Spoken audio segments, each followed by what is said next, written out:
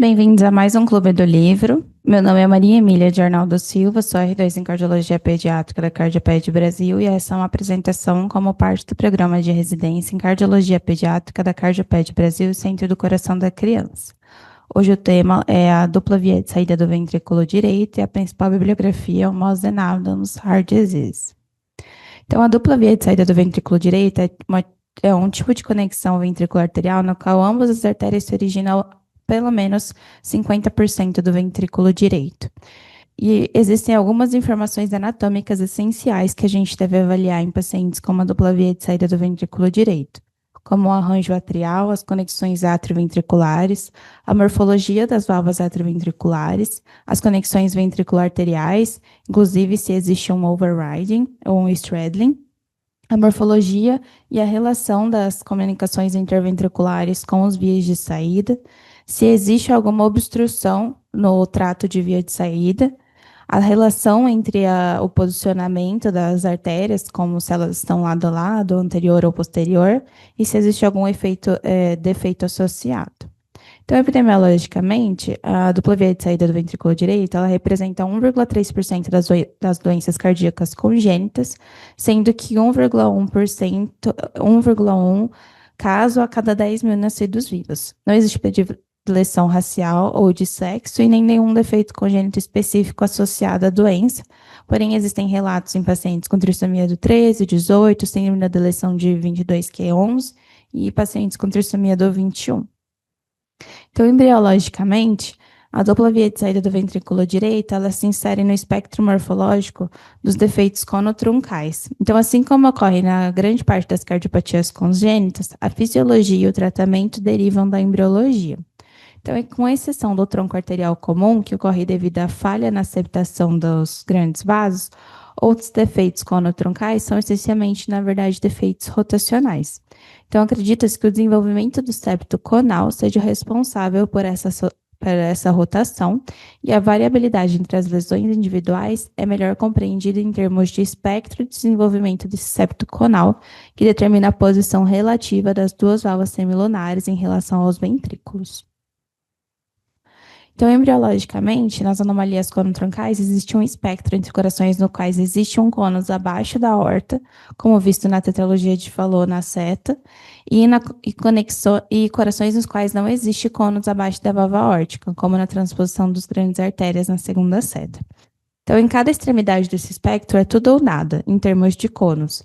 Entre o tipo tetralogia e o tipo transposição, existem muitas nuances, que varia desde daqueles que não apresentam continuidade aorta mitral, nem pulmonar mitral e têm distribuição variável do septo conal. Então, em relação a associações, existem associações com estenose pulmonar em 50% dos casos, com CIA em 25% dos casos, e arco aórtico para a direita e com coarctação em 10% dos casos, além de associações com anomalias de coronária, com a descendente anterior saindo da coronária direita em 10% dos casos. Existem algumas outras variações anatômicas, associações, né, que não são tão comuns, como a atresia pulmonar, uma estenose subaórtica, até válvula em paraquedas. E também existe associação com o eletrocardiograma, com uma hipertrofia ventricular direita, um desvio do eixo para a direita e um BAV de primeiro grau. E em relação à radiografia de tórax, ela varia conforme a variante anatômica. Então, as variantes anatômicas, elas determinam Então, a clínica e a fisiopatologia, ela é determinada pela essa morfologia dessas variantes. Então, deve sempre se avaliar a localização da CIV, o tamanho da CIV, a posição da aorta, das artérias, e se existe alguma obstrução à via de saída do ventrículo direito. Isso vai determinar o subtipo dessa dupla via de saída do ventrículo direito. Alguns defeitos comuns de CIV que determinam esse subtipo é a CIV subaórtica, a subpulmonar, a não relacionada e a duplamente relacionada. Então, em relação à variante com a CIV subaórtica, ela é a variante do tipo mais comum e existem vasos normorrelacionados lado a lado. Ela se divide em CIV subaórtica sem estenose pulmonar, que é a tipo CIV, e com estenose pulmonar, que é a tipo Fallot. Então, em relação a tipo CIV, que é sem estenose pulmonar, corresponde a 50% dos casos, e o quadro clínico é um quadro típico de hiperfluxo pulmonar, com dificuldade de ganho de peso, dispneia aos esforços, sudorese às mamadas naqueles que são lactentes, e infecções respiratórias de repetição, e uma radiografia com aumento do fluxo pulmonar.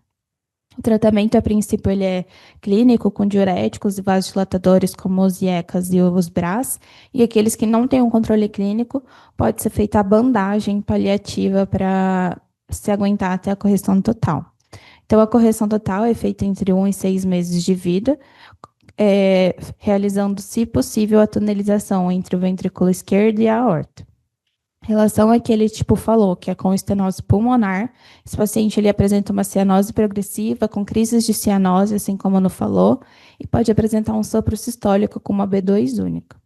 Em relação a tratamento, se aquele paciente nasce com uma estenose pulmonar crítica, ele precisa, logo ao nascimento, iniciar a prostaglandina para manter esse canal arterial aberto e realizar um bleloquitomastálcium para manter um fluxo pulmonar. Em relação a se a possibilidade de correção total, esse paciente ele vai fazer, então, a tunelização desses vasos através da CIV e uma ampliação da via de saída do ventrículo direito com PET transanular entre 2 e 6 meses de vida. Ao nascimento, se necessário, pode ser colocado um stent no cardinal arterial e, se não for possível tunelizar através da CIV, esse paciente ele pode ir para uma cirurgia de Rastelli. Em relação à CIV subpulmonar, que é a segunda variante mais comum, ela corresponde a uma CIV subpulmonar com vasos transpostos, que a gente nomeia como Talcibing, e ela pode ser vista em várias variantes.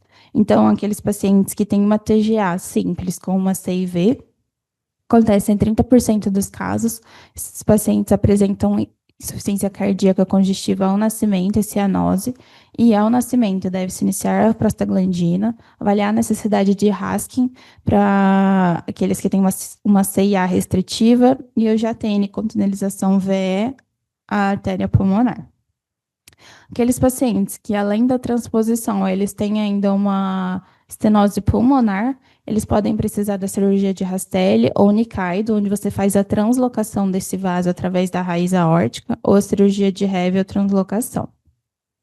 Aqueles que têm obstrução da via de saída aórtica, então 80% dos casos, esses pacientes apresentam coarctação de aorta, estenose aórtica ou até uma insuficiência aórtica importante, apresentam nos primeiros dias de vida uma insuficiência cardíaca congestiva e o tratamento normalmente é o DAMOS ou a cirurgia de ASUI. Em relação àqueles que apresentam straddling da válvula atrioventricular, esses pacientes normalmente caminham para uma correção univentricular, onde o tratamento é fechar a válvula atrioventricular direita e seguir para o Glenn e após o Fontan. Em relação à CIV não relacionada, ela corresponde a 10% dos casos, sendo que alguns casos são mais predisponentes para a correção univentricular e aqueles para correção biventricular. Aqueles que conseguem evoluir para um univentricular, você tem que avaliar. Aqueles que, na verdade, acabam evoluindo para o univentricular, normalmente são pacientes que têm um isomerismo, um straddling da válvula atrioventricular, euplasia do ventrículo esquerdo, e além da dupla via de saída do VD, ele apresenta uma dupla via de entrada do ventrículo esquerdo. Aqueles que conseguem evoluir para biventricular, esses pacientes, eles normalmente fazem uma bandagem por conta que eles evoluem com hiperfluxo, e o segundo estágio é a correção total, quando a CIV permite a tunelização. Essa avaliação pode ser feita pela ressonância ou pela angiotomografia, onde ele avalia se existe a possibilidade de tunelizar sem nenhum prejuízo a esse paciente. E essa correção é entre os 2 e 6 anos de vida. Então, em relação às intervenções cirúrgicas, existem alguns determinantes anatômicos que a gente vai determinar o tipo de correção cirúrgica.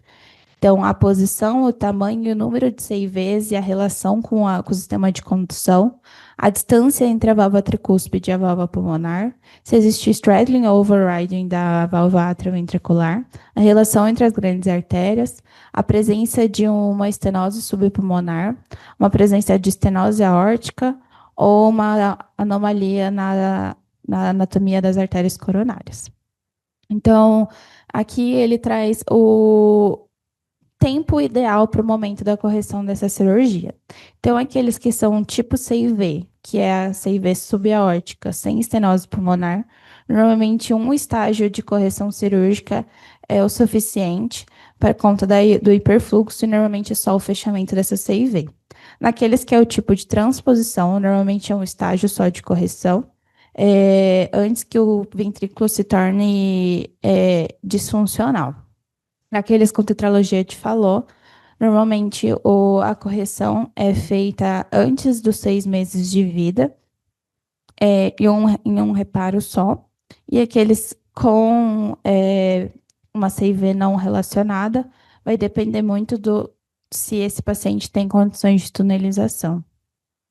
Então, algumas possibilidades cirúrgicas que ele traz, assim como eu já citei, fechamento simples dessa CIV, a cirurgia de Rastelli, o REV, Jatene, Senem, para aqueles que têm transposição. Alguns pacientes precisam do switch arterial, assim como o Rastelli, e o Glen e o Fontan. Então, aqui ele traz, em relação à intervenção cirúrgica, um fluxograma. Então, se esse paciente, primeiro, você vai avaliar se esse paciente ele tem o tamanho dos ventrículos e das válvulas atrioventriculares, se é adequado. Então, seguindo o fluxograma pelo SIM, você tem que avaliar se tem como tunelizar através da CIV a aorta, sem causar obstrução na via de saída do ventrículo esquerdo. Se sim, você tem que avaliar se vai ter alguma obstrução na válvula pulmonar. Se não, é um simples fechamento de CIV. Se sim, você vai ter que reconstruir essa via de saída. Então, provavelmente, esse paciente vai evoluir para um Rastelli ou uma cirurgia de REV. Então, voltando lá em cima, se esse paciente não tem condição de tunelizar a aorta através da CIV sem criar uma obstrução da via de saída do ventrículo esquerdo, você vai avaliar se a CIV para tunelizar a válvula pulmonar pode ser criada sem nenhuma obstrução. Se sim, você vai avaliar se vai ter alguma obstrução a nova anel válvula pulmonar, né? A nova via de saída da pulmonar. Se não, você pode fazer um switch arterial ou CNU Mustard. Se sim, você tem que fazer, então, o switch arterial com o Rastelli, que é o Jatene mais o Rastelli, ou um switch com o REV, ou o Nicaido, ou uma dupla translocação das raízes arteriais. E se não, e voltando lá em cima, onde você acha que pode ser criado, sim, uma tunelização da válvula pulmonar, da artéria pulmonar, você pode, se você acha que não tem como, então você vai para o Glen e para o Fontan, que é o univentricular. E retornando, então, lá em cima no fluxograma, se você acha que os ventrículos e as válvulas atrioventriculares, elas não têm um tamanho adequado, normalmente esse paciente ele evolui para um ventrículo e meio ou para o Glen e para o Fontan. Em relação a complicações associadas do ventrículo direito em pacientes adultos, normalmente eles podem evoluir com uma obstrução da via de saída do ventrículo esquerdo, uma obstrução ou uma regurgitação da via de saída do ventrículo direito, então uma insuficiência pulmonar, uma estenose pulmonar, uma falha do ventrículo direito por conta do conduto, então ele pode ter estenose e regurgitação quando a gente cria essa via de saída, uma insuficiência da válvula aórtica, uma estenose da artéria coronária, quando você precisa transferir essa artéria coronária, uma falha desse ventrículo direito, então uma disfunção, arritmias atriais e ventriculares e morte súbita, endocardite e eventos tromboembólicos. Então, essas foram as minhas referências. Obrigada.